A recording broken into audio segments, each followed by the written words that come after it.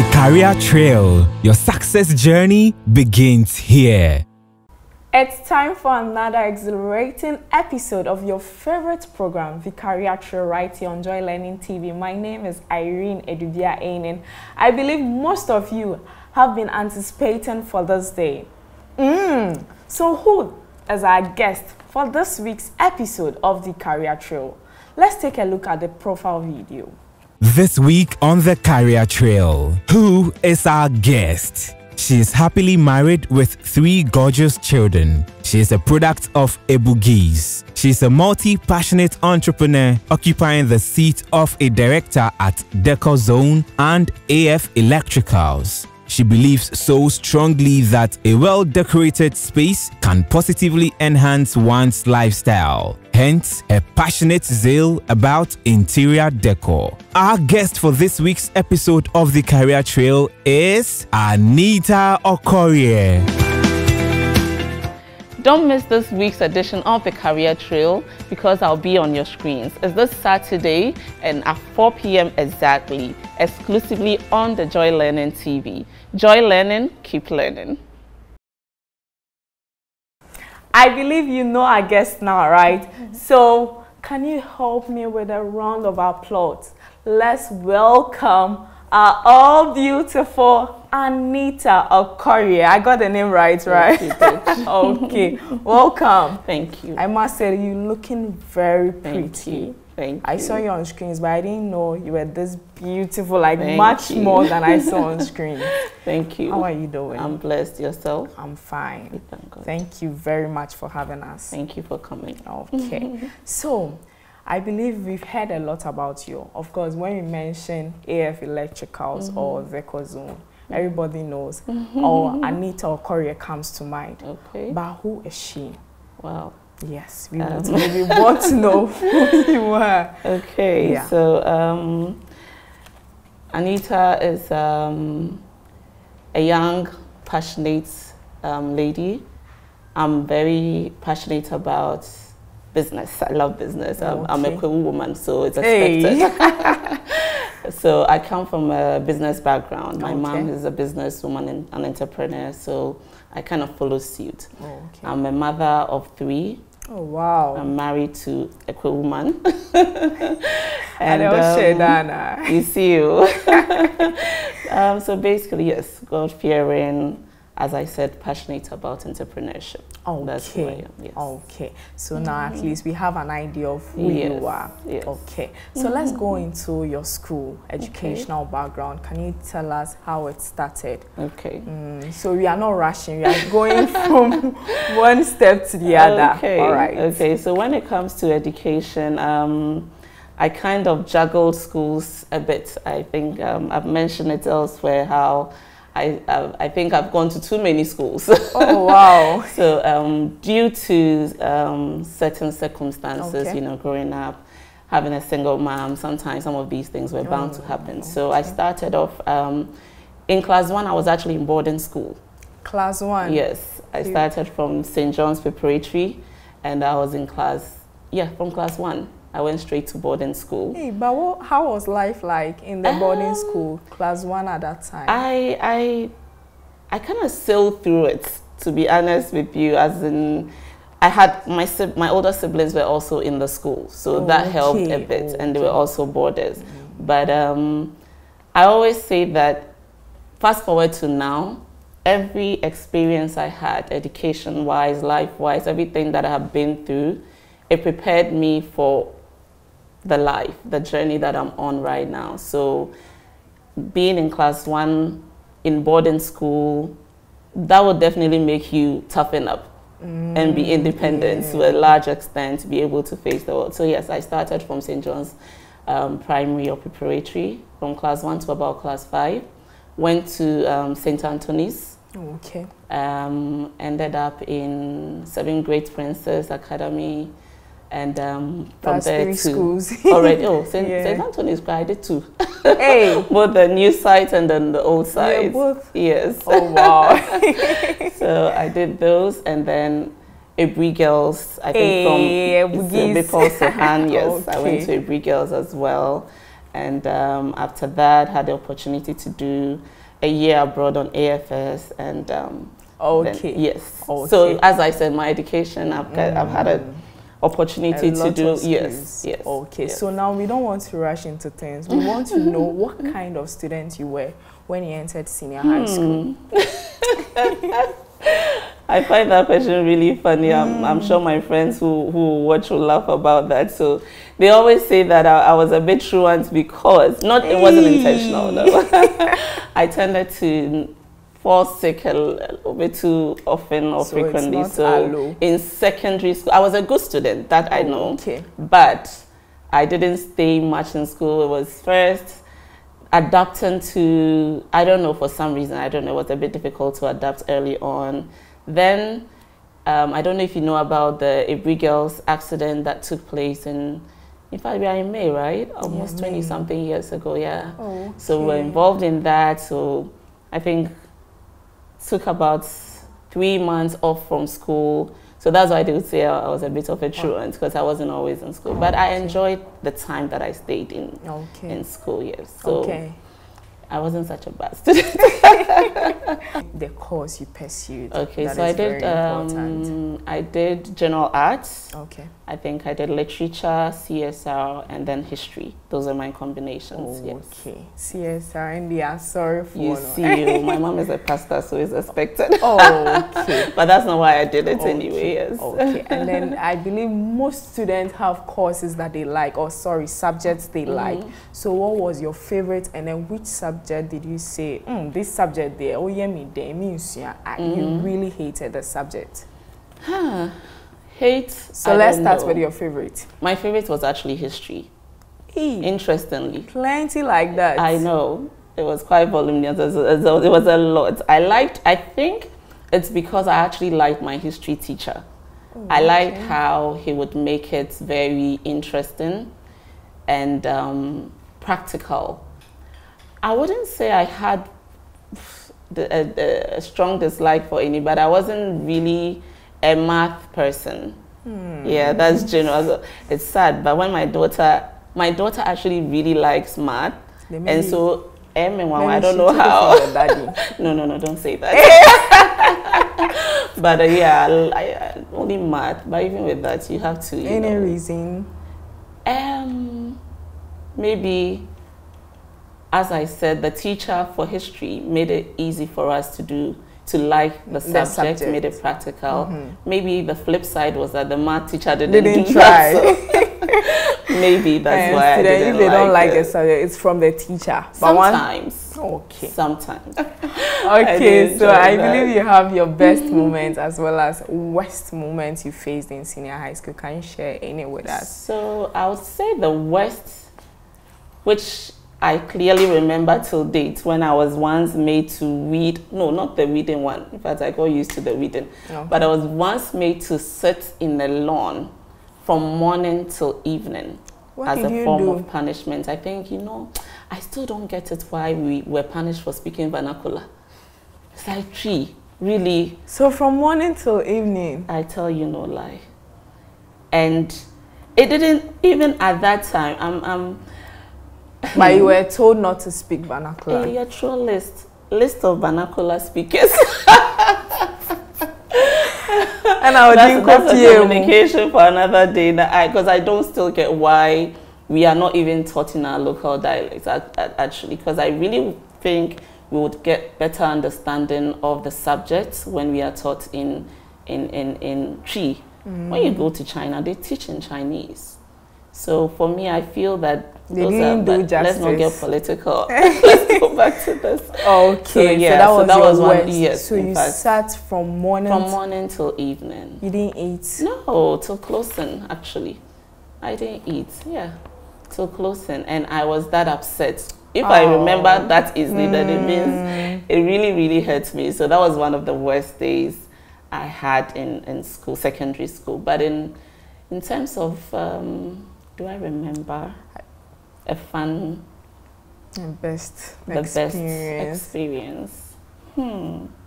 I can't pinpoint on one, actually. I loved to put things together. I've always been an organizer. I was part of Gunsa at the time.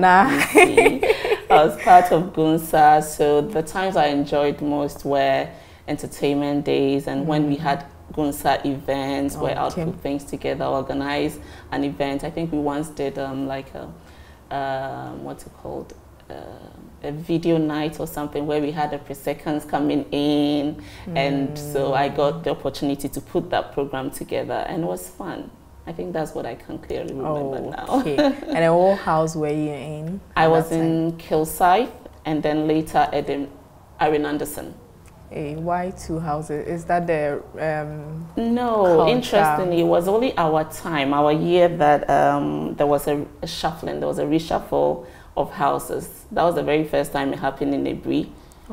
That we went in and they had to, for some reason, change our houses at some point. So after the first year, we went to, they reshuffled us and I happened to move to Irene Anderson. Okay. And then how was your headmistress like, or what was the experience being in 2 houses? So we entered with our headmistress being, I think, Zot. That's her name, her nickname. And then when we were in second year, we had a different headmistress. That's Mrs. Asempa, the popular and famous Asempa in Ebri Girls. She was strict. Very, very, very strict. It had its pros and cons, I would always say. But as students, you know, when you can't have your way, you always think that she's too hard, she's too this and all of that. But I think she just had to do her thing. So what did she do to you? Directly, I don't think I was impacted that greatly. I think I just spoke about what she did on one Valentine's Day, where she seized all the gifts that came into the school. And with girls' all school, the vows gifts. Including yours? Or? Me, I was national, so it wasn't a big deal. And then I guess you were happy. No, I mean, not really. I felt sad for my friends who, at the time, Charlie girls, you've got your gifts, you're expecting something, and you find out that your headmistress has seized it, you won't be happy, you know. And some of them actually got calls, the parents got called to actually come in and see the gifts that the girls were getting and all. So that was an experience I won't forget. Yes. All right. And she's still there? No, she's not. She's not. Okay. So I believe growing up, everyone has a dream. Everyone says, I want to become like this. I want to be like this when I grow up in future. Did you have any? And what was your dream? So I recently said somewhere that I wanted to be a bilingual secretary. And my friends gathered and actually called. It was a conference call and said, now you said you wanted to be a bilingual secretary. I wanted to be a bilingual secretary. So I had to tell them that, look, it was something I really had a passion for, but I just didn't tell you guys in school. Okay. Yeah. But when you discovered that, who was the first person to speak to, your friends or parents? No, my dad actually. Okay. Yes, I think my dad was one of the few people who knew about it, that is what I'd wanted to do. I wanted to go into broadcasting. I wanted to be a bilingual secretary, but as it's were, that didn't come to pass. So now we are more interested in what changed. What changed? Well, life happened. Life happened, and the path, you know, that you're on. As I said, I come from a very business background. My mom is an entrepreneur, and my siblings. So it's something that is innate, a little bit of it, because that is what I was kind of born into. And if you know Kwewus like business a lot. So even though growing up you want to be a doctor, you want to be this, sometimes the things that that happen around you kind of informs the decision or the choices you make, and then the people you meet along the way as well. So I had opportunities to work with various people. I got the opportunity to travel out a bit, and I believe that all the things that I saw, the people that I worked with, all influenced what I'm doing currently. Okay. Yes. So right after Every Girls, you spoke about attending Every Girls. Yes. Where did you go next? I went on the program that was the AFS exchange program in the US. What is that? So it's an intercultural program where you get to go to a different country, experience their culture, study, and return home after your program. So that was also part of the turning point for me, because over there I got a lot of exposure, confidence-wise. Americans are generally very bold and, not like a lot of Ghanaians. Yes. So as a young lady having to go through that program, it changed a lot. It changed a lot about, it's especially helping me to build my confidence. I was enrolled in programs where you have to speak. I had to write speeches and stand in front of people and speak and all that. Not that all of it is gone. I was telling you I'm still shy. But a lot of it was worked on the program that I attended, So your dream changed along the line. Yes. And then you had already informed Daddy that you wanted to become a bilinguist. A bilingual secretary, yes. Okay. That was. And then now you want to go into another direction. Did you tell him about it, and was he disappointed? Oh, no. Or something? No. My family is usually just really supportive of. So long as it's not out of maybe how you just can't do. I mean, of course, but once you are comfortable with what you want to do, the path you are going on, they're fine generally. And I don't think there was any point where it was up for discussion. It just was a natural flow that I wasn't any longer interested in being a bilingual secretary, all of that. I mean, coming back to Ghana, I worked in different organizations as well. So I believe all of that also helped to build the entrepreneurial passion and drive in me. So I went to work with, I think I worked with Duraplast a bit. I worked at Metalex Ghana with SMEs.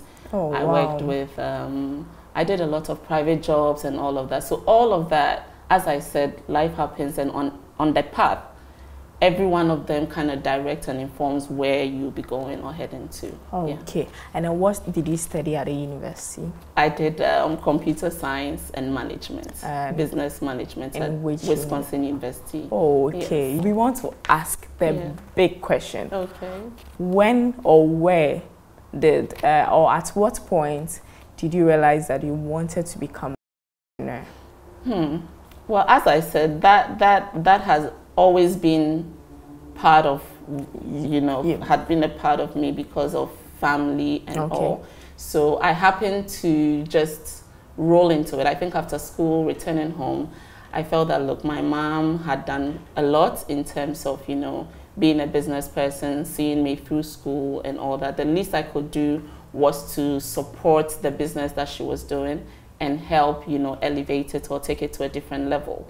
So we had a shop in Opera Square. So as the business you are talking about, the AF? Yes, it is. So mommy started it? Yes. Oh, wow. Yes, for a long time. Yeah. Like how many years roughly? We're getting to about 30 years now. Yeah. Wow. So it's a family business. It's a family business. And so more often than not, we hear people say, businesses are not able to transcend generations, but I feel that it depends on the foundation. It depends on the ability for the founder to be able to entrust whoever is available and willing to help the business move to the next level. So as I said, after going through all the school, she's taking you to school, she's done that for you. The least you can do is to help push the business. And already she has helped to, steer the direction, my path. Okay. Working in different places, working with different companies and all helped a lot. So I didn't just work here, or I didn't just come back from school and say, no, I'm going directly there. I had the opportunity to work in different places. So when I finally decided that, look, I need to be a part of the business, let's try and build our business to a certain level, it was already very easy to do. do so. Yeah. So that means that even though mommy started it, the idea of expansion was from you. Yes. Okay. Okay. All right. So now we are done with AF Electricals. Okay. But how about Decor Zone? Entrepreneurs generally are able to do different things, so it's also a separate entity from what we do here. Okay. And Decor and Electricals, interestingly, they actually fall under the same category in a sense, because you can't have a nice place decorated without lights. And so it was not a very difficult transition into that. Okay. You know. So at what point did you think about it that, no, I have to go into decor? How did the idea come up? The idea, luck always brings that about. So I felt there was a lack of those kind of products in the area that we find ourselves. So that brought that about, where there's a need for people in this area where we have our business to have these kind of products, and there wasn't any such in the whole neighborhood or community at large. So that is what birthed that the decor part. Yes. Oh, okay. And then looking at decor, it involves a lot of props. Where did you get a capital? Did you take it from the money you earned from AF Electricals? How did the capital came about? So as I said, it's also a separate entity. Okay. And yeah, definitely before you want to start something, you probably would have saved up. So, and it didn't just start like that. It has to start from somewhere. So yes, we started on a very low key actually. We were sourcing products locally. Oh, Interestingly, yes. So we're just sourcing products locally and adding on. So it didn't just, as I said, you have to start from somewhere. You started with getting small props from here and there, staging them, and people actually did like them. So as we went along, of course, as a business person, you buy A, B, you do all your calculations, and then you restock, and yeah, that's how it And I believe mommy also liked the idea. Oh, yes. Okay. Yes. So I believe starting a business comes with a lot of challenges. Even before joining mommy, maybe you had advice from friends. Why, after university, why not go and then establish your own business? Why do you have to join the family business? So share with us some of the challenges you faced prior to starting the business. So I always say that, especially in the kind of economy we find ourselves, I encourage people. I'm not that old, but there are definitely younger people that I speak to or I communicate with, and I always encourage them that whatever you have in your environment, you understand, in terms of business, you can build on it. When I interview young people who come in looking for a job at AIR, I ask them, so what do you do? It's like, I'm home. Home doing what? Nothing. So who feeds you? My mother. I'm like, okay, that's the starting point. How is your mother feeding you? She has a shop. Okay, so she's selling something. You have a phone? Yes, I have a phone. Why are you not helping your mother's business? Why are you not posting your mother's product on social media? You sit on social media from morning till evening, and your mom sells at the shop and gives you some of that money. Meanwhile, this same social media platform that you're sitting on is being used by people to make multi-millions. So why would you just sit at home and not see the opportunity in the same thing that is feeding you, has sent you to school, and is keeping you? You don't find opportunity in that. That is where the problem is. Look, we did not just start like this. Okay. Whatever it is that people see, it didn't begin like this. I used to sleep by PVC pipes in my room because we didn't have any place to store the products. My mom would go out and get the stock, and she needed a place to keep them. We had a small house, and my siblings and I had to sleep on one side of the bed. The other side of the bed had products. Oh, and then my bread. Oh yeah, and a lot of times nowadays you have young people feeling that, look, they need to be in white-collar jobs, or they need their moms or parents to start off big for them, Well, that is not how it started. Okay. I don't think we should just not take advantage of the times that we are in. We live in a world where doing business virtually is actually even better than having a proper brick and mortar space. Okay. Because people are now getting lazy by the day, so they would rather go online and shop than enter a shop, you know, a physical store to purchase. So I always tell them that, look, you can't just be sitting at home. You have a phone, internet. So this same business that you consider small, that your mom or your parents are doing, that you're feeding off it, you can actually help that. That is where we all start building our entrepreneurial skills from. So that's generally my advice to people also. Okay. When but then I would ask, what was mom's business like? What was it like when you joined? So very similar. We had a small shop in Kaneshi. Oh, okay. Kaneshi Haya. Kaneshi, Takoradi Station. So, well, that was way before. But even in school, okay, even in primary school, anytime we close from school, we go to the shop. So I also feel that the way and manner in which we are also exposed, our exposure, the things that our parents allow us to do. Because my mom would actually allow us to sit in the shop, to even try to attend to customers. So it built, that's where the passion for entrepreneurship was built. Okay. You know, nowadays you have parents that say, oh, you know, so even though there's a business, you've not stirred up a passion in the child.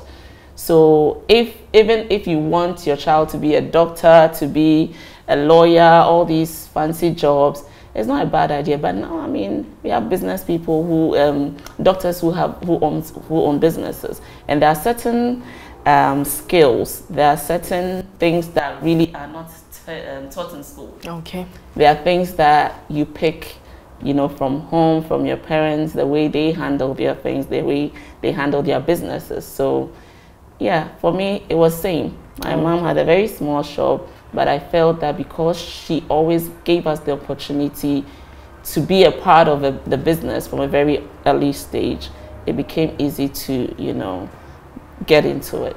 Yeah. Okay, so talking about your mother having a small shop, I believe when you were going to join her, friends would say, why not do another thing? Because here lies the case, you've gone to the university, you went to senior high school, and then you want to just go and join mommy in the small shop. Yes.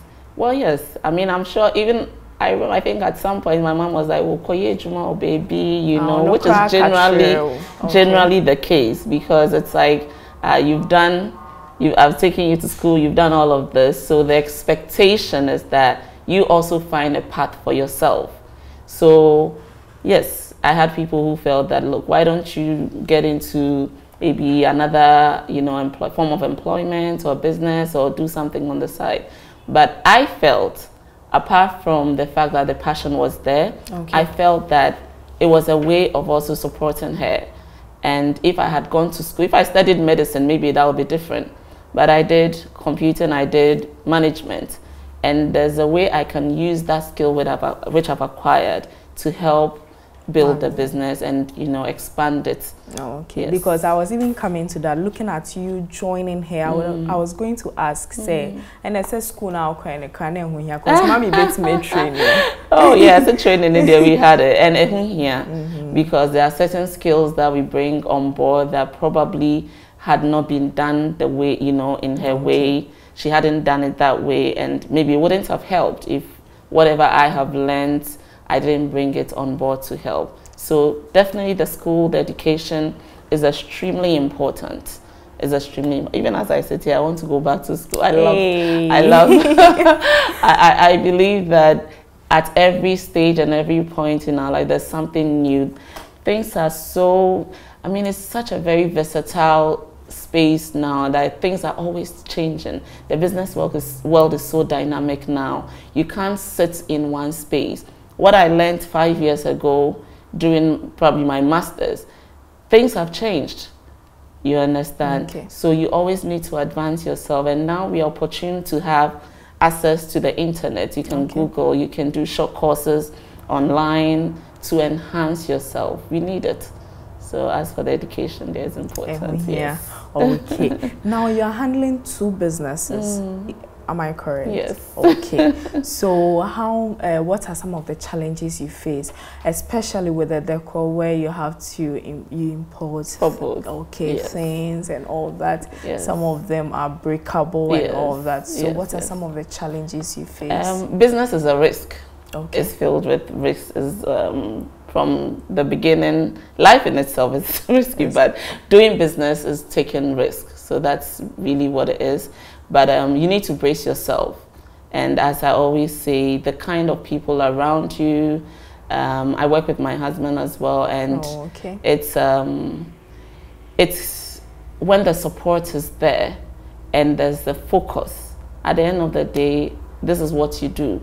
So you find solutions as and when the challenges come. You have issues with, you have stuff that you're dealing with.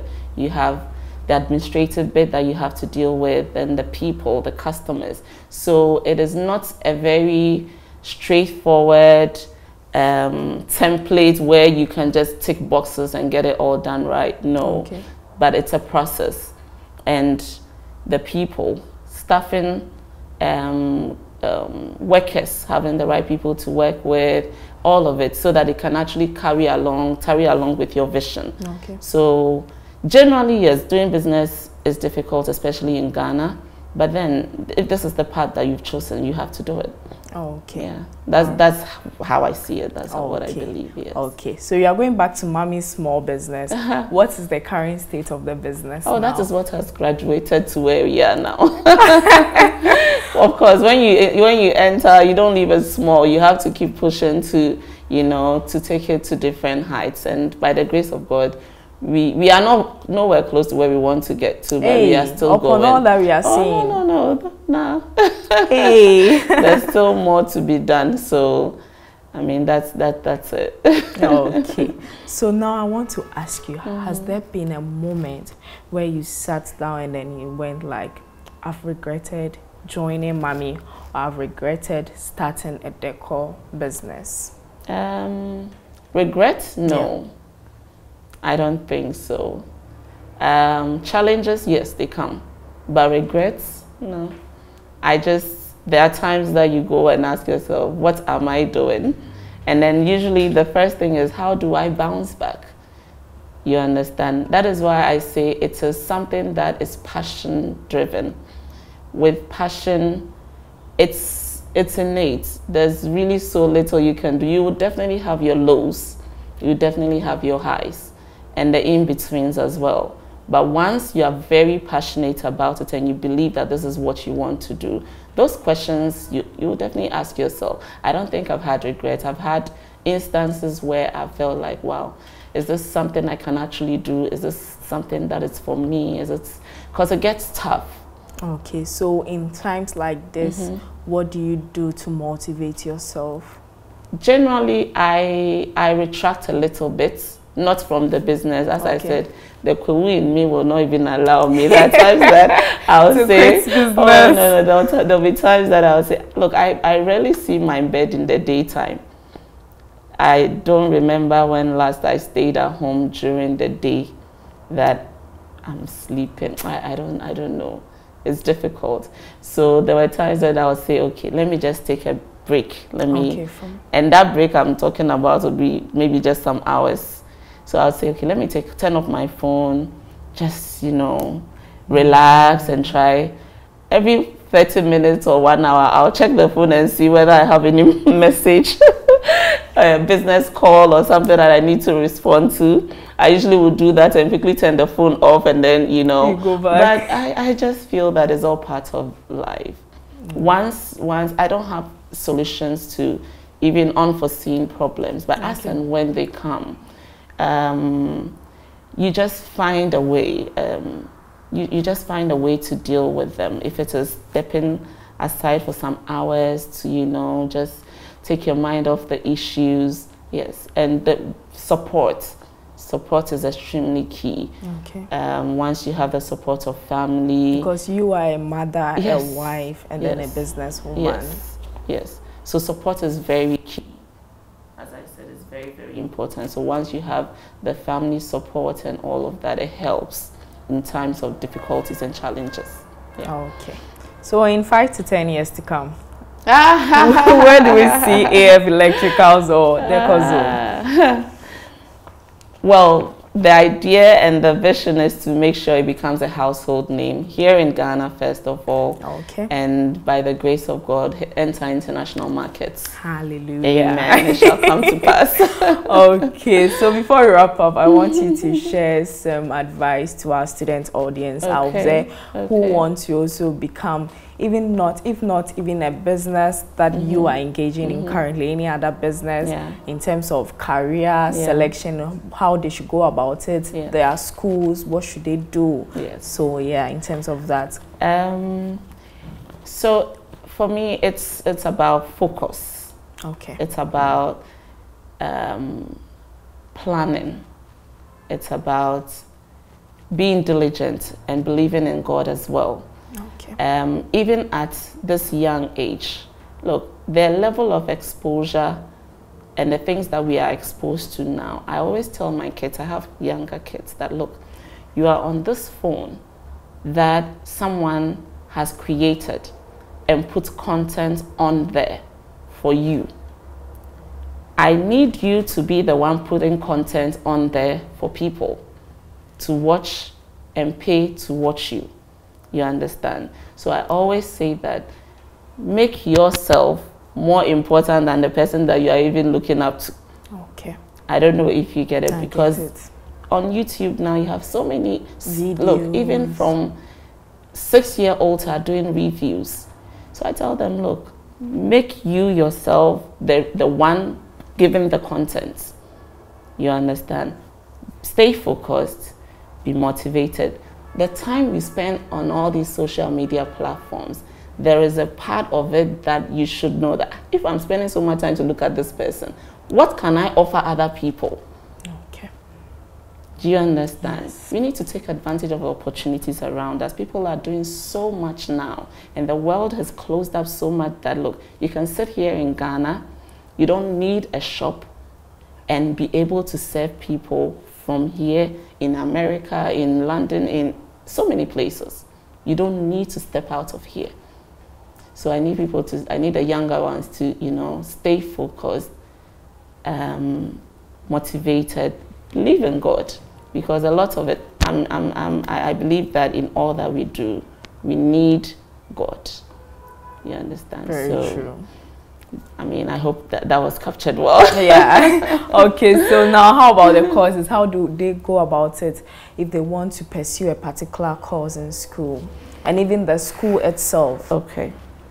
I would say that from where I am, like from where I sit now, do something that, one, you're comfortable with, that will give you the grades that you need to be able to keep moving on. Okay. Because the courses that I took in school, they did not necessarily take me, that's not what I'm doing now. Yeah. It doesn't really define the end, but at least be dedicated to the work that you're doing. So if you feel that, look, I want to get into business at some point, make sure at least the basics, your math, your English, because you'll be meeting people, having business meetings. You'll be meeting with suppliers, you'll be meeting with different people. It will be very bad if you did not take your English courses well and you can't communicate properly with your suppliers. It's wrong. So even though sometimes it's not as if that's not what you're going to do at the end, you just take your studies seriously and have an open mind.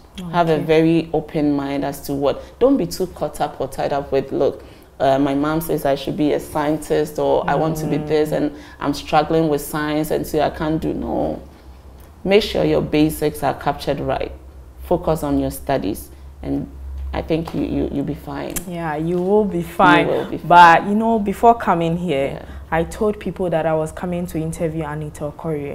I want to ask a question. I want to ask a question. So I have 3 questions. In fact, I had many questions, but we needed to select 3 because of time. Okay. So are you ready for the questions from see. Okay.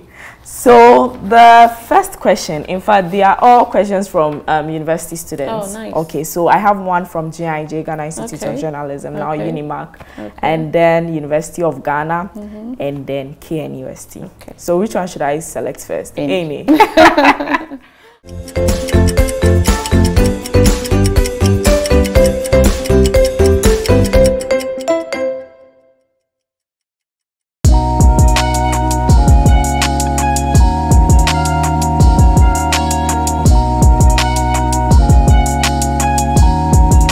The Career Trail. Your success journey begins here. I see. Okay, so I always say that in order for you to get anyone, your parents or anyone to believe in you, first of all, you need to believe in what you're doing. Okay. And secondly, you need to prove your worth. You need to prove to them that, look, this thing that this path that I want to take, I can actually do it. It will actually be able to support me, because that is where most of most people, family, parents are concerned about. That why would you want to do this when you can actually be in an employment where you're getting steady income? Why would you want to go into entrepreneurship where it is very, I mean, there's nothing definite about it. You can be in business today, tomorrow people are not buying. But you need to prove to them. So even in uni, you can start something. I always say, look, just start. When I was in uni, I was doing small businesses. Do you understand? Okay. Because you need to let them know that, look, when they let you go, you will be able to stand on your own. So if there is something that you are passionate about, if it's this business you want to do, start something. Let them know that you really are passionate about it. Let them see the drive. Let them see that you can survive doing this business on your own. Okay. And then prove to them. It shouldn't be an argument. It shouldn't be a fight. Just make sure that you are proving it to them by going the right route. Master what you want to do. If you say you are that good at it, let them see. Words speak better. But you know, there are some strict parents, who would say, okay, because you don't want to listen to me, I'm not going to pay for the fees. That's what I'm saying. Some of these things, you don't need your parents. You don't need to really go into school, or let them see the drive. Let them see the passion you have for it. You have a space, you have a home. Maybe your parents are well-to-do, and they don't think this is a path that you want to. They think it. Prove to them. Okay. Learn it on your self-teaching now is so easy. Yeah, you mentioned YouTube videos and all burn the candle, go online, learn about it. The material out there is so much now that if you tell me, oh, you want to wait and gather so much before you enter into this business or that, well, I think you're not serious to a certain extent. No hard feelings. Okay. You can teach yourself. All right. Prove to them that you can do it. And they will support you when they see that, oh, she can actually do this. Okay. Yeah. All right. Thank you. So I forgot to mention the person's name. This is coming from Sonia Danswa. Oh, okay. Yeah. That's Ghana nice. Institute of Journalism. Now I hope it answered her question. Very well. Okay. So now our second question. This is coming from Wendy Labi, KNUST.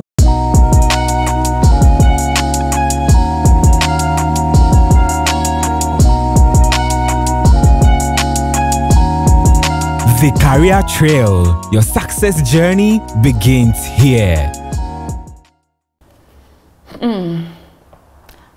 I'll believe more in myself. Okay. Yeah. So I hope. I pray it does. As simple as it is. Wow. I'll believe more in myself. Wendy, she will believe more in herself. Yes. Okay. It does a lot. All right. So now our last question. This is coming from Christabel Nkrumah, Legon.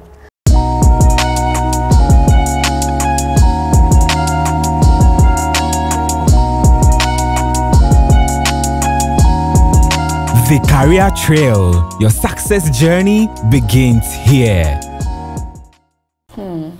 Okay. So yes, mentoring is very important, and I'm glad that she's talking about it. Okay, but before you answer that, who was your mentor? My mother. All right. Okay. So yeah, so the access was actually not that difficult. Yes. You didn't have to go through social media pages. No. Okay. No. So I believe that it is the presentation. Okay.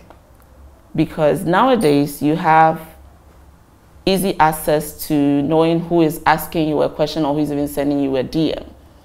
And when I say presentation, you need to prove to the person that you are about you yourself and what you're doing, and you are worth the person's time.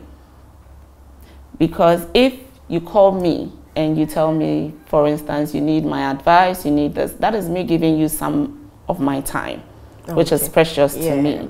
I need to know that you, on the other hand, is serious about your time, and you deserve mine.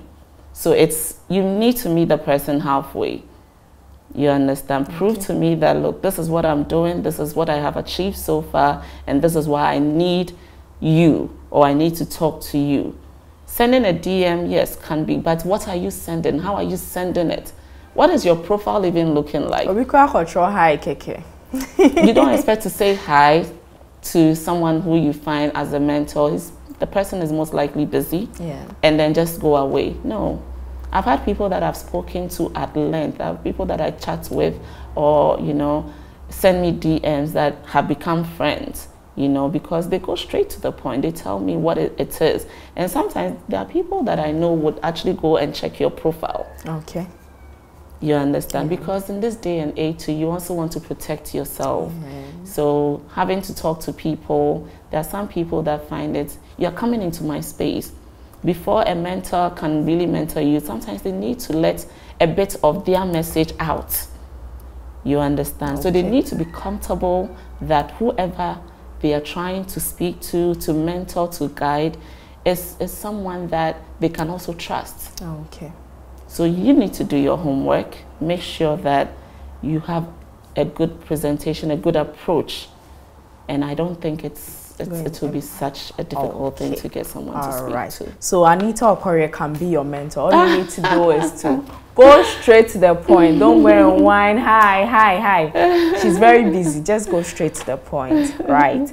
Okay, so we are not done yet with the show. In fact, we are going to the part 2 aspects of the show. But before that, I believe you are tired. Yes. And so we'll take a very quick breather. When we come back, we'll bring the second part of the show. The Career Trail. Your success journey begins here.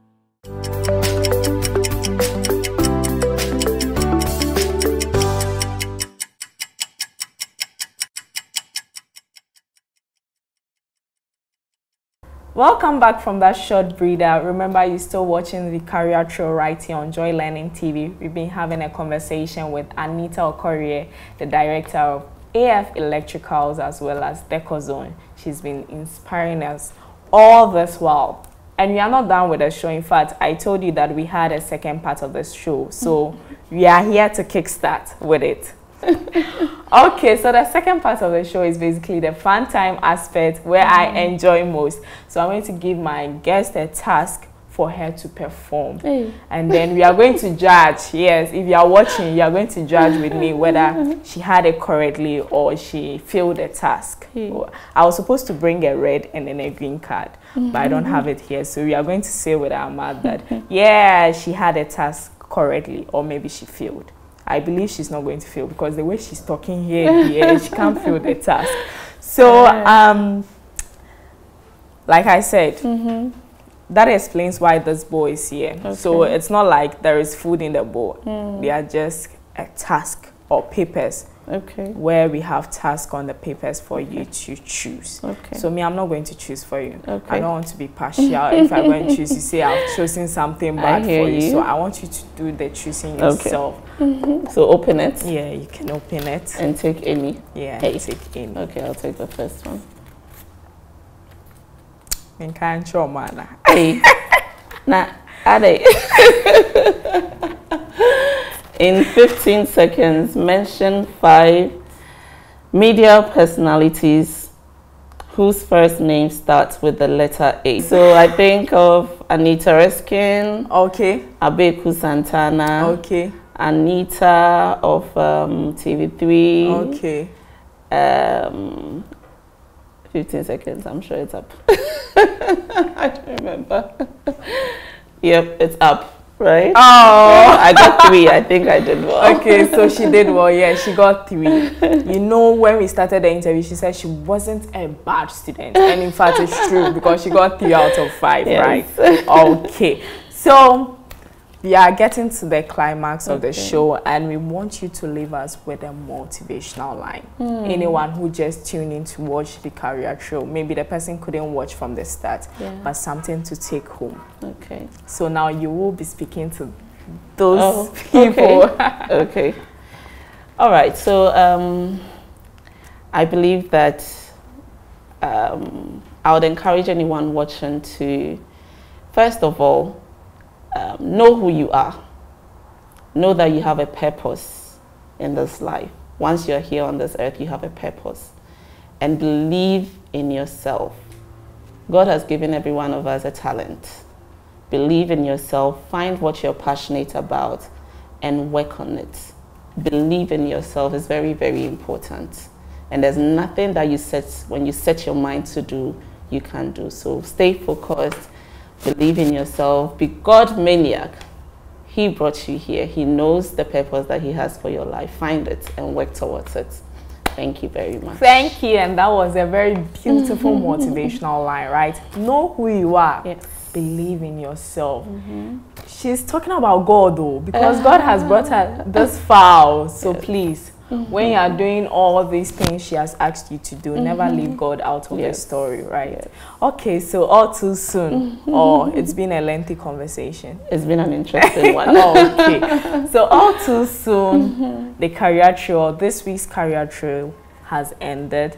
Remember, we had an interview with Anita Okorie, the director of AF Electricals and also the Ecozone. We've learned a lot. Initially, or yesterday, you knew that her name was Anita Okorie, maybe the director of AF Electricals and also the Ecozone. But today, she has really gone into details. Initially, we knew the abstract. Today, she has given us the background, like she has given us a background, a proper background, and she has inspired all of us. In fact, I am inspired by her words. I've been inspired by her words, and I believe the crew I also came with have all been inspired. So next week, we have another guest. Watch out. Remember, my name is Irene.